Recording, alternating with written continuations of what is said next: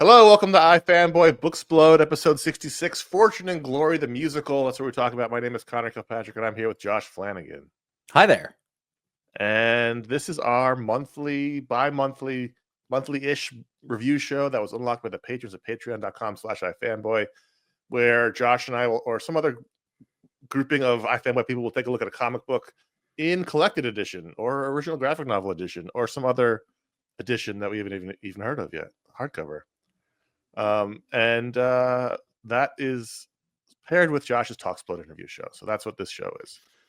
And this one will actually, the spoiler warning is actually quite important for this one because we're talking about Fortune and Glory the musical, which doesn't actually come out until January 21st.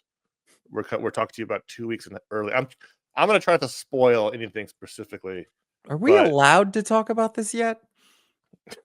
They said it to us, so I'm just going to read the fine print there.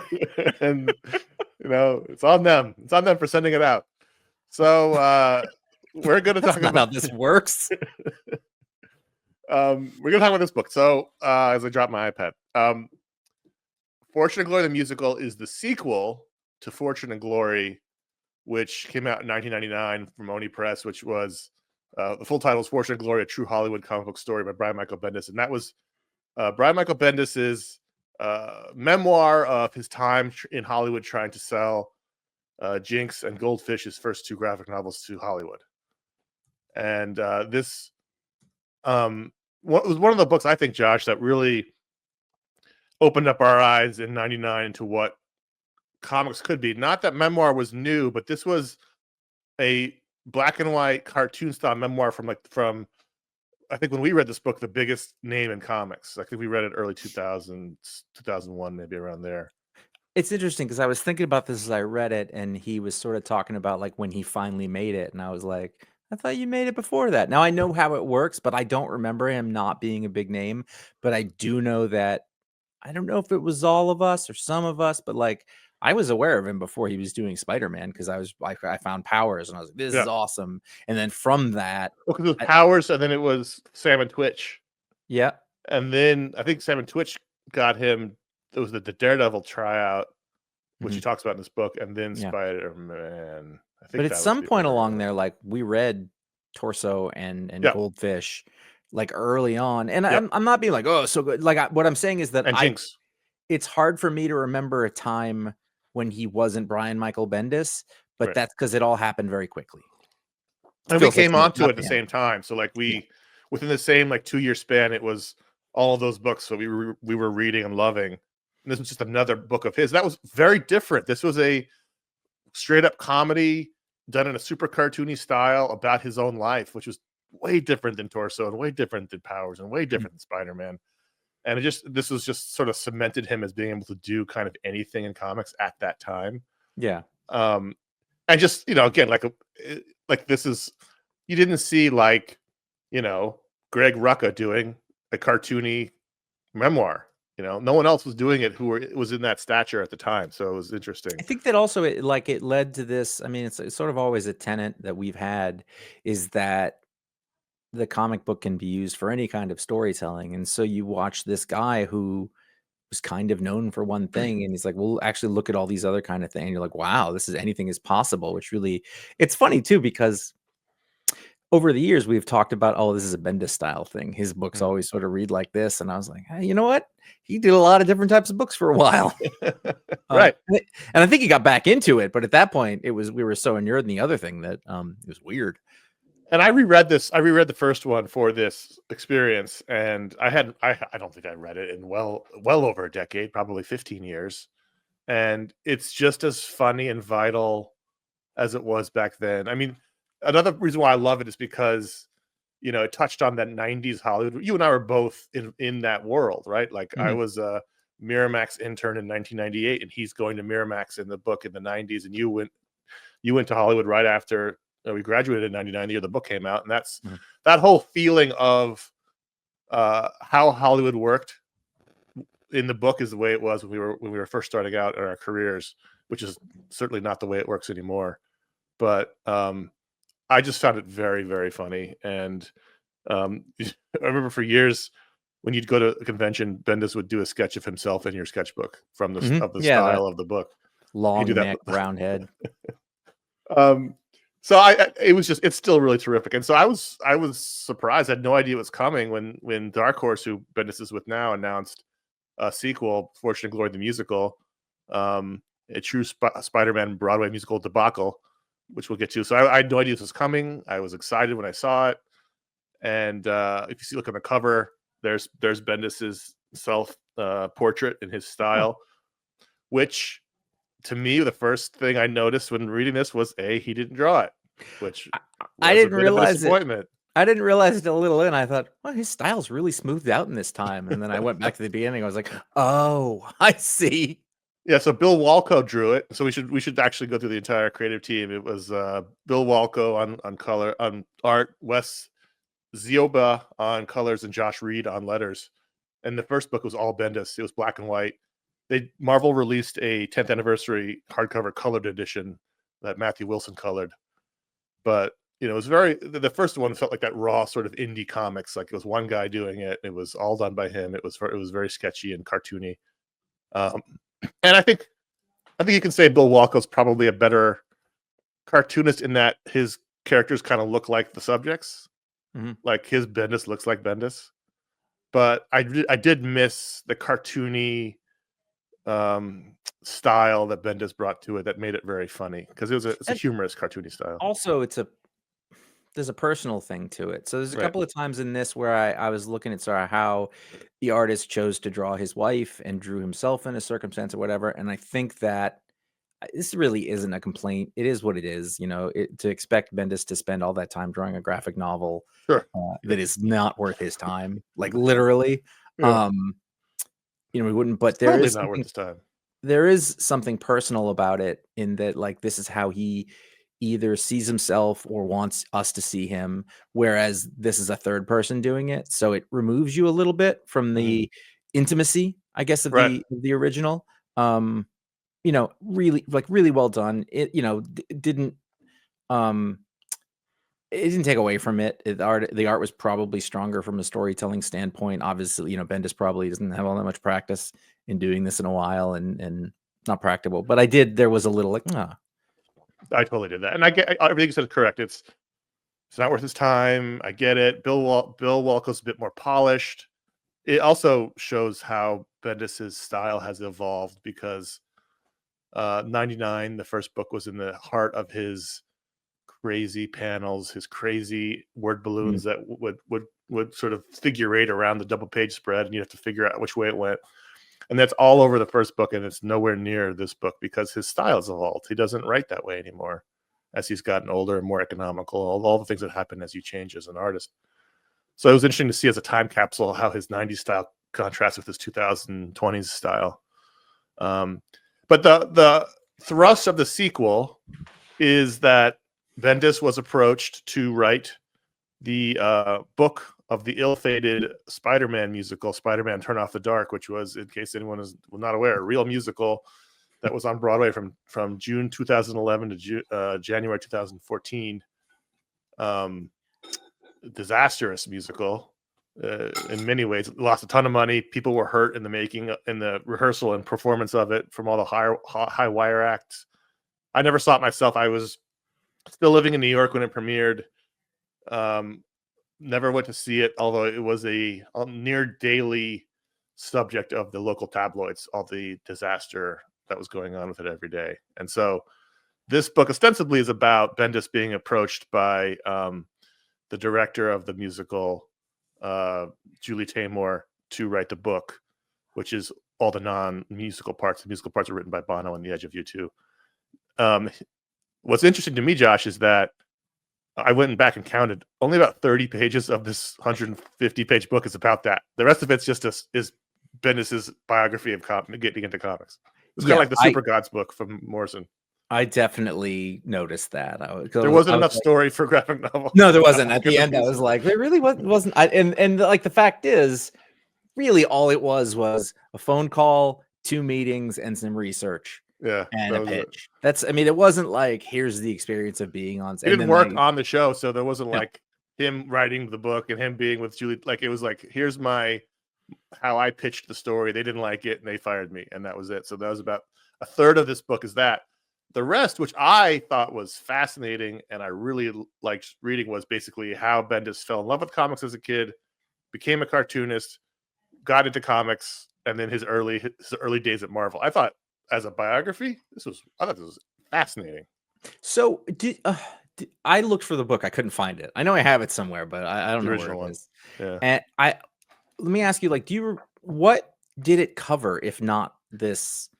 It didn't really have much about his career coming up or like his No, it's literally view? it's just him pitching the books in Okay. Hollywood and in meetings and all the craziness. And I mean, there's one part where it starts off with him pitching Jinx and Torso because he got some press from it from Spin magazine. Mhm. Pour one out for Spin. And so he's going to lots of meetings in LA. He makes friends with people there.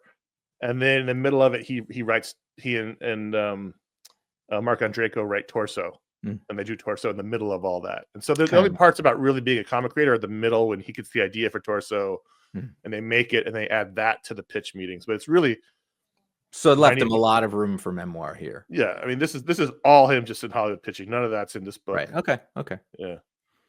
But I thought, you know, everyone loves the origin story, especially in comics, right? How do you get into comics? Well, this is how Bendis did it and how he found his love of comics. And I loved the sequence when he goes to the comic convention and meets Walt Simonson. And everyone who's ever met Walt Simonson has a Walt Simonson is the best story. I mean, including you. I know. It's the very first pro I ever met at a comic convention. And it's an experience I still cherish today. That piece of art is next to me that I got that day. It made me fall. It was a 4-minute interaction. I have been in love with. I knew who he was. Mm-hmm. I was very familiar with also being one of the first artists whose work grabbed me visually. Like, what is that on that Thor stuff? So, but it was so. I mean, there's people. I don't know. But like he meets Walt Simonson at a convention as a little kid. In fact, actually, the precursor to that I thought was really sweet. Yeah. Was that he met John Totleben, who did the art for Alan Moore's Swamp Thing run. And sorry about that, John, but it's Alan Moore's Swamp Thing run. I don't know to tell you. Like the art's amazing. And it had really, and then he hears Simonson's across the street and he goes, ah, and he has to run over there, just ditches him, which I thought was a nice detail. Yeah,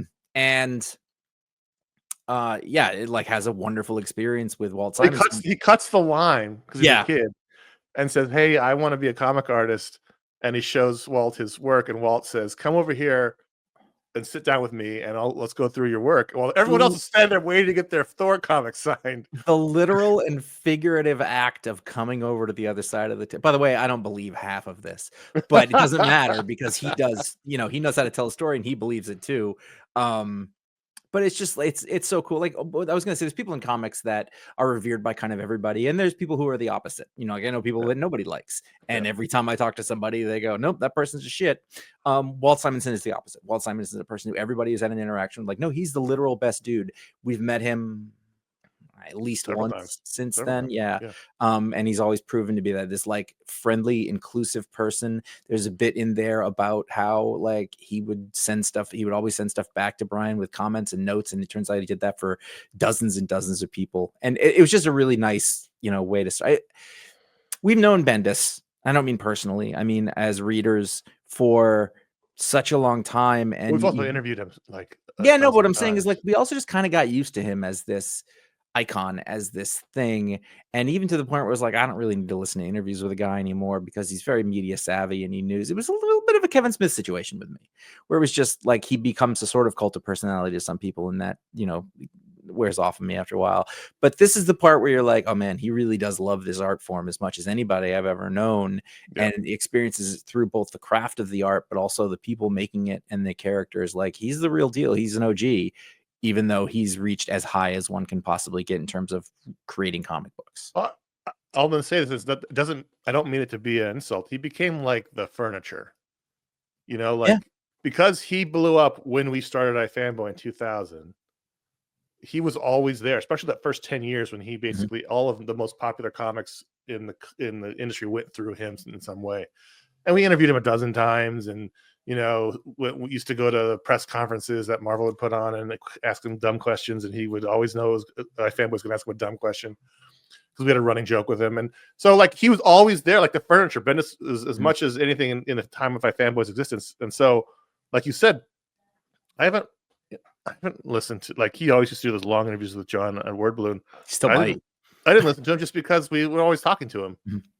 And so I didn't know anything about his history. I mean, I know he was from Cleveland. I knew he Mhm. started off in indie comics. I knew he did caricatures to pay the bills when he was a kid, but I didn't know anything else. I didn't know, the stuff at art school is interesting. It literally is his journey as an artist, just, going to art school, thinking it's no use for what he wants to do, but as he gets older, realizing all the lessons he learned in art school were actually really important to what he did later. Like, all that stuff was really interesting. The Gil Kane story was hilarious, I thought. It was amazing. And then, the sort of way he Gil breaks Kane's in, one of those other kinds of people that I was talking about. the way he breaks into Marvel. Like, no one gets into comics the same way. That's the saying, right? It's like there's no one door. Everyone digs a hole through the wall in a different way or different place. And the way he got into Marvel was sort of accidental and interesting. But it was also like a very unique and amazing time that does not exist anymore Yeah. and probably will not for a long time. Marvel's in bankruptcy. They did, I've said Quesada's in this, charge. yeah, well, not even before that. There was Bill Jackson's in charge, Marvel yeah. Knights. There's this offshoot where they give Jimmy Palmiotti and Joe Quesada this little like its own version of Marvel Publishing. They're away from Bob Harris, who's running the rest, and they get to do their own thing. And that's a style they kind of take from Vertigo, and that changes everything after that. Yep. Then everything that leads into it, that's not happening again. At least not Right. in the way that is. And it just happened that Brian was in the right place at the right time and had made the right friends and said the right things. And did good work. His indie work was No, well regarded. absolutely. Well, And it's one of those. There's the preparation and opportunity. Is Yeah. he found the opportunity and the preparation had paid off for him, right. and And us. he had done these black and white crime comics. There's a whole section in the middle that's black and white where he talks about his love of how film noir changed his whole perspective and how it influenced his work, which it totally did. And those comics lead to McFarlane hiring him to do Sam and Twitch, and that gets you further in the door. And then you get hired. Then Daredevil, the spot accidentally opens up with Daredevil, and they're like, "Hey, we just need to fill in." And he's like, "I'm just going to do the best Daredevil story I could possibly imagine." And then that gets that's just how it works, right? You take your opportunities as they come. I just thought this was a great creator's journey too. I thought this was just a great journey of an artist and how they sort of evolved over time. Which led me to sort of the idea that I was like, what happened to him? Not in the longer sense. Like, I know he's still out there, but he made like a big move over to DC and he wrote some wonderful comics for a little while. And I was like, I don't know where he is right now. He's doing some Dark Horse. There's a lot of Dark Horse comics that, I've read some of them, and everyone has their time. There's hardly anyone that is on the top of their game and he's been doing this for, at least in a popular way, for 25 years. It's a long time to be at the top. He wasn't at the top the whole time. The last, we'll say 20 years, he at the top. But everyone's time comes. And also think, as from listening to music, people tend to mellow out as they get older. It's the passion and the fire isn't there, and so the way your art expresses changes too as you get older. Or what the thing he's interested in might change. I mean, at this point, I don't know how much else he feels like he's got to say about Marvel characters, for sure. He's written everyone. He's done several definitive stories. Yeah, about them. So you're right. Like, a lot of his stuff tends to be more family oriented. I think now that he's got this giant family, I think he tends to be interested more in like that kind of storytelling stuff about like a lot of kids and group dynamic. I mean, he's always in group dynamics, but that seems to be what I read more, his Dark Horse stuff. I think his time at DC was great work. I really enjoyed. We love that the Superman stuff. Yeah, Superman stuff. I even think positively of like the Naomi stuff. I don't know if anybody will ever pick that up again, but I remember enjoying those books. Naomi was good, and his Young Justice book was really good. His Batman Universe book was terrific. Yeah. It's just, I think he came at a time when we talk about this on our regular show all the time. For whatever reason, the name of a person writing the book means very little, except for very rare.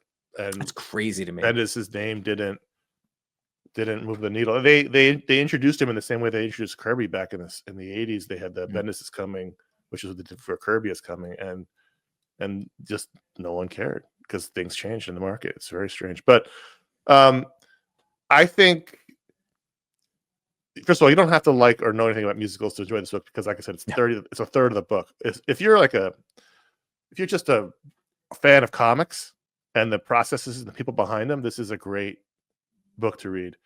There's a great sequence and towards the end where he shows in a double page spread the evolution of the Marvel retreat from happening in like the kitchen to it gets a little bit bigger than the giant conference room where they, it's just, if you like that behind the scenes sort of look at how comics, are run, there's a lot of little fun anecdotes in here. But the main thrust of the show never really goes away, even though he gets fired from the book. They all go see it.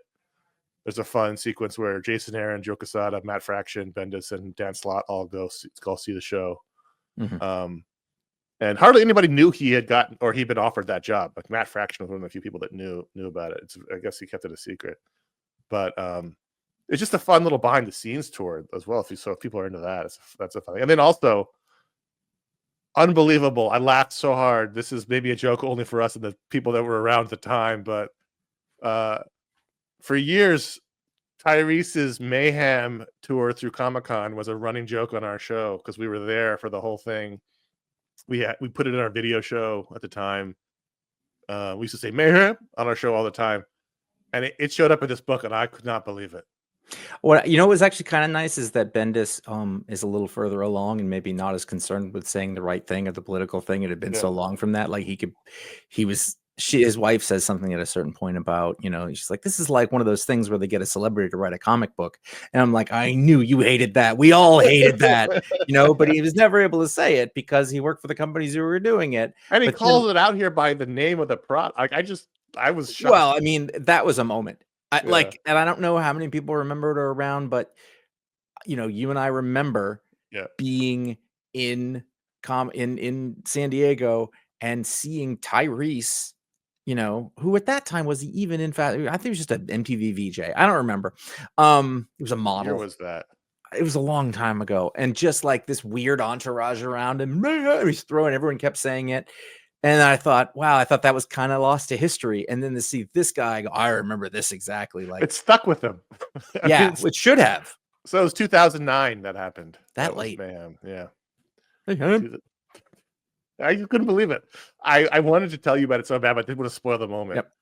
Yep. So I just so desperately wanted to text you, but I had to stop myself. But it did. I mentioned it briefly earlier. It did really recall Super Gods to me in that Grant Morrison book that came out 10 years ago or so, where ostensibly it was about Morrison's take on superhero comics, but became mostly a Morrison biography. But it was never uninteresting. This is the same thing. Like this was ostensibly about his getting hired to write the musical, but it's really about his creative journey. And that was, to me, the more interesting part than Julie Taymor yelling at him for not wanting to include the Spider God in the story. She didn't come off well. I don't think. Which, by the way, I looked it up. I looked up the plot of the show, and they did not go with the Spider God origin. Interesting. They went with the Spider Bite origin. The Spider God's in there, but not the origin of the character. That was the big fight they had in the book, is over the origin of the character. And he was like, you can't deviate from the origin. Everyone knows it. I liked actually his explanation of that. Basically, the idea is in the play, she wanted the Spider God to bestow the powers upon him instead of him getting bit. And it turns out that he remembered later that he actually was the first to mention Arachne the Spider God, which is why she wanted to talk to him, is sort of this offhanded thing in the beginning of Ultimate Spider-Man that almost nobody remembers, including the guy who wrote it. And he's like, you can't do that. Now, there's a lot of comic book people who are like, it has to be like this. And I would think that, professional writers, for the most part, are like, they know where that line is. And he has a very specific reason, like, this has to be it. And if you look at every version of Spider-Man that's been done forever, any of them that are successful, is that he has to get bit by a spider. And that, because that always works, no matter what other context of the story is, and he's smart enough to know, like, oh, it was a radiation because it was from the 60s, and that's what everybody was thinking about. And when he did Miles Morales, it was a genetically modified one, but he has to get bit by a spider for it to work. It's the random chance of it. I mean, that's why I was I rail against that on the show all the time. Whenever they try to make someone a totem chosen, or a descendant of, I think they do with Green Arrow, you're a descendant of Arrow. Like, no, that takes away the choice and the randomness of Even Superman. specialness of surviving on an island, learning to shoot a bow and arrow to survive, and then changing it who you are because of it. If you're just you do this because your dad did it and his dad did it, then it's just like, it's not as interesting. So I really came away. I mean, I always liked Bendis. Even though we sometimes annoyed him, we always had good interactions with him, and I always liked him personally. But I came away really liking him as a person who really thinks. It reminded me of liking him. The way he thinks about comics and the way he thinks about the history of it, what's important, and all. I came away really liking him in that after reading this. I thought this was really fun. It didn't have that punk rock fire that the first one had. Like fuck He's you. He's an old, successful man, right? Because he's an old rich guy now. So, like I said, the art changes when you're poor and young to rich and old. So yeah, but at the end of it, though, like the thing that matters is, to me, it's like this continuing love and respect for this art form, and to me, so many people older than him. And maybe younger, but it used to be that like you were stuck in comics. It wasn't a place you wanted to be. It was a place you couldn't get out of. It was the only place you had to work. And Bendis is not the first generation, but part of a modern generation who loved the art form for the art form's sake. And in general, that is a rare person.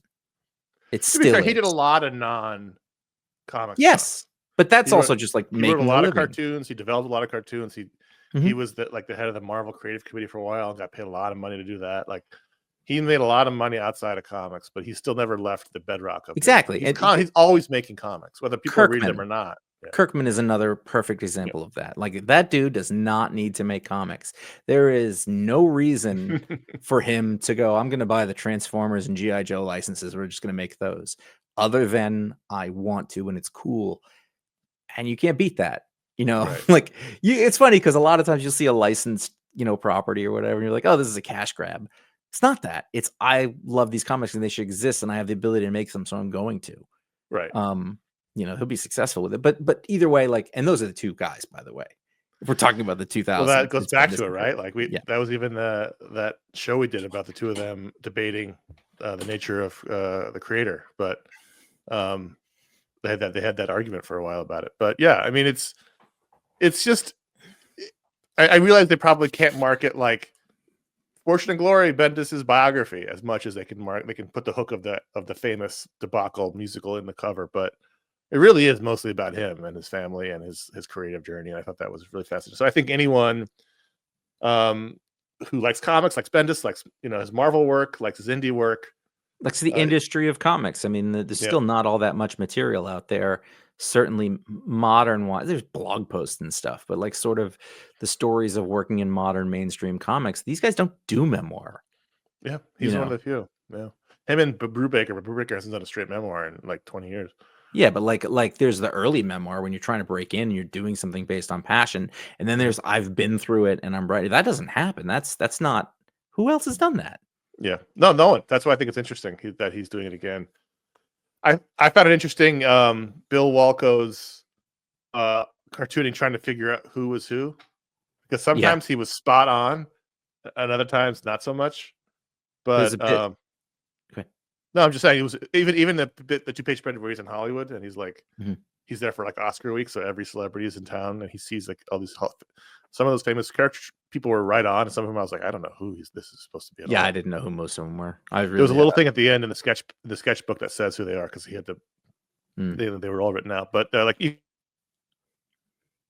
in the Marvel scene, the Marvel retreat scene, I was like, okay, so that's Tom Brevoort. There's Brubaker in the pork pie hat, but who is that guy? And it was interesting to see. I actually there is that bit where he talks about the Marvel retreats, and there's the early one where they're in a kitchenette and there's 4 of them, and then at the end is way too many people, and I just thought, ugh, the Marvel retreats were this legendary thing, and I was like, oh, they got ruined. There's too many people. How do you get anything done in that big room? That's not the romantic part that I'd heard of. Yeah, I feel like a lot of those people are just taking notes, but still, his reaction is interesting too. Because the first one, it's Marvel Zombies, and he's like, Bendis's reaction is the fuck, and then the second one is we're bringing back Bucky, and his reaction is the fuck. So he's honest about his reaction to what these storylines are. The only one he shows himself liking is the Thor being Jane Foster, but Yeah, no, I would find these things terrifying. I know some of them people don't even like. When Ta-Nehisi Coates was writing Captain America, he didn't go to them because he doesn't have to. but I would find it terrifying to have to. He won a Pulitzer. Right, he can do what he wants. And I like how Jason Aaron's beard gets longer and longer throughout the thing. But I just thought I was so delighted by this book. Didn't know what to expect. I just basically went off the cover thinking it was going to entirely be about the musical, and it is so not. I think I was halfway through. I went, "Oh, he doesn't have enough musical story here." Yeah, yeah. and then I was like, "Oh, but this is so much better." Oh, it's just the hook. Whatever. You put the hook in there, and like I'm not disappointed. I suppose somebody who's really into musicals may pick this. Be like, oh no, this is mostly about some guy who likes comics. And he does say it. It is true. Like it's hard to make jokes. People did get really badly hurt doing that show. It was really fucking disaster. I'm surprised it went as long as it did, but I wish I had seen it a little bit, although kind of not really. I just thought, he's in that position where he can be super honest and he can throw Julie Taymor, legend of Broadway and cinema, under the bus and not care. True, like Lois Lane, by the way. I was like, really? I pictured somebody more. I don't know, not that. Yeah, it was interesting. Well, I mean, she could. I don't know. She looks like a CEO. She does, but belies her. She isn't. She is a visionary in terms of like the way her stuff looks is amazing. But I think she just had the bad take on the Spider-Man story. I really like the opening sequence where they're trying to contact him and like through every possible device he has, and that was that just shows how chaotic everything is. I don't know. It was good. But I mean, overall, did you like it? I mean, you didn't reread the first one, but did you? Yeah, I did. It took me a little bit to get into it. Again, just I don't know if I want to say Bendis fatigue or whatever. I was like, here goes this guy talking about himself, and it was like, no, you like him, Josh. That's me being honest. Is that like you said, he was you got to know his thing, and even the greatest thing kind of gets old if you're used to it all the time, and you sort of take it for granted. And so it to me, as I kept going, like it took me back a little bit, and I was like, right, this dude would be fun to hang out with, and I gotta remember that, Right. He's probably I mean, we haven't spoken to him in a long time. We haven't gone to shows in a while, but he's got to be a very different Bendis than he was 10 years ago.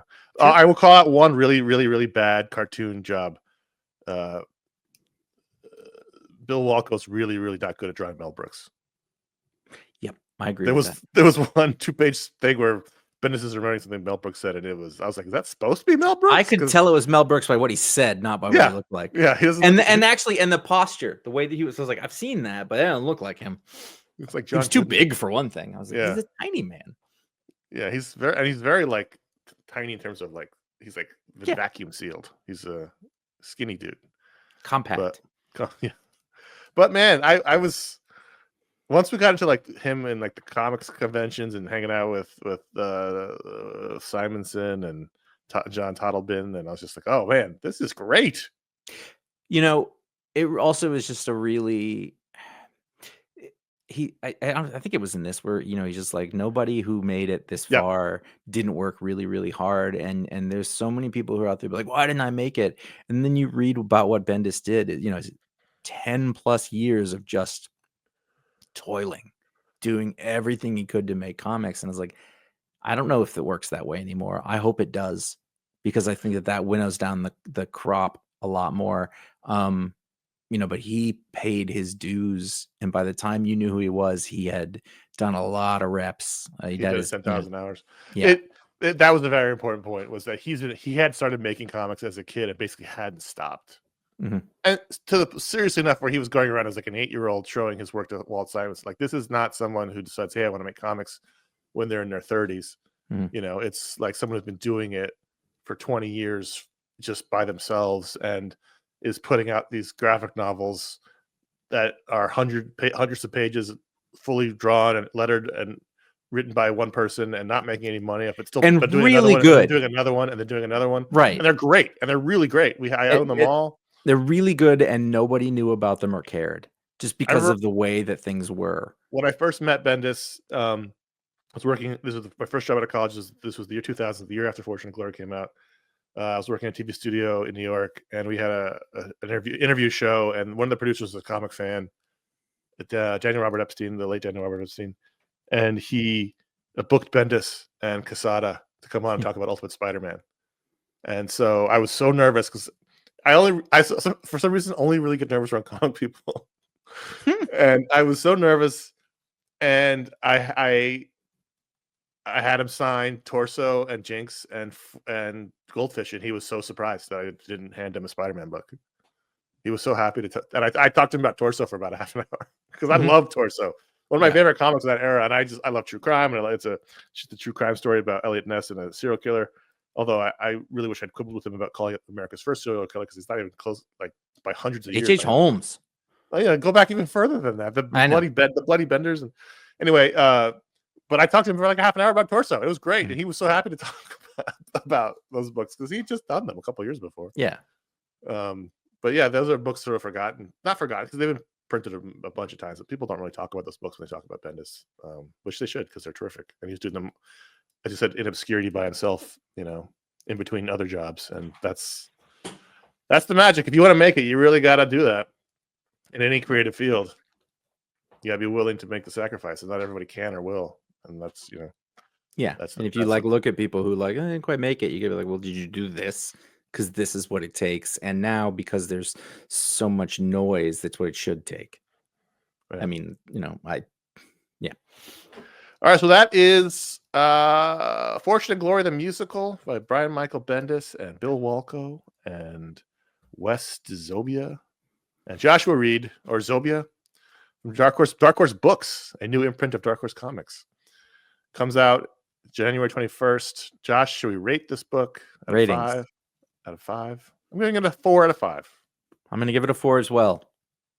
I give it a hearty recommendation. It's terrific. For, like I mentioned earlier, Marvel fans, comic fans, musical fans. Like if you're a fan of any of these elements, if you're just a fan of how comics are made or how they come to be or how people get into them, this is a great book about that.